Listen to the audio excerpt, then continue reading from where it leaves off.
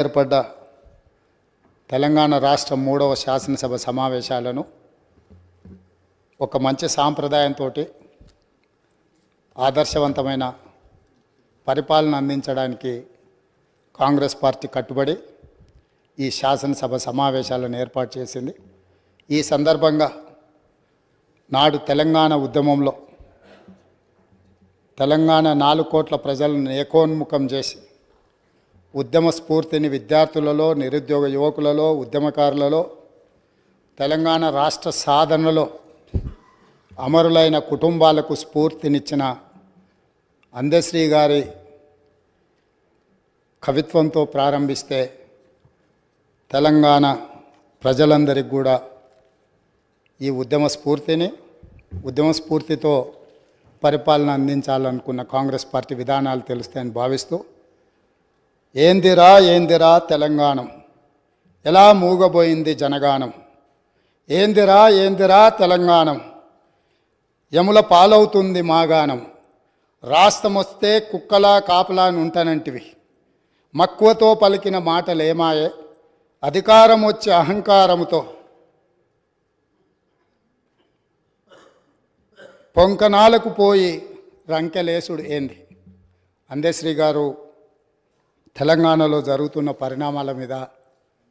ఒక స్పష్టమైన భాషను, భావాన్ని ఈ తెలంగాణ సమాజానికి ఇచ్చిండ్రు. ఈరోజు శాసనసభలో వారి యొక్క ఆలోచనను ఈ శాసనసభ ద్వారా తెలంగాణ ప్రజలకు గుర్తు చేస్తూ ఈ శాసనసభలో జరుగుతున్న చర్చలు, తీసుకుంటున్న నిర్ణయాలు, ప్రజలిచ్చిన తీర్పును దృష్టిలో పెట్టుకొని మనం ఇక్కడ చర్చలకు పాల్పడడం కానీ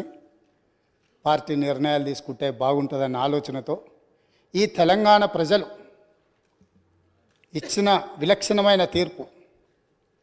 కుటుంబ పాలనకు వ్యతిరేకంగా ఇచ్చిన తీర్పు, ఈ కుటుంబ పాలనకు వ్యతిరేకంగా ఇచ్చిన తీర్పుతో మొన్నటి వరకు పాలకులు ఉన్న వాళ్లకు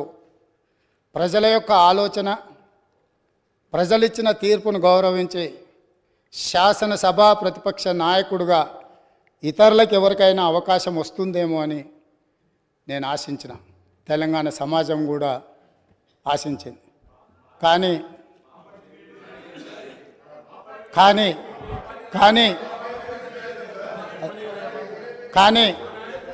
ఇవాళ శాసనసభ ప్రతిపక్ష నాయకుడిగా వాళ్ళ శాసనసభ్యులు అందరూ కలిసి ఎన్నుకున్న తర్వాత కుటుంబ పాలనకు వ్యతిరేకంగా ప్రజలు ఇచ్చిన తీర్పును గౌరవించాలన్న ఆలోచన ఆ పక్షాన లేదు. రెండవది, కనీసం శాసనసభలో ప్రసంగమైన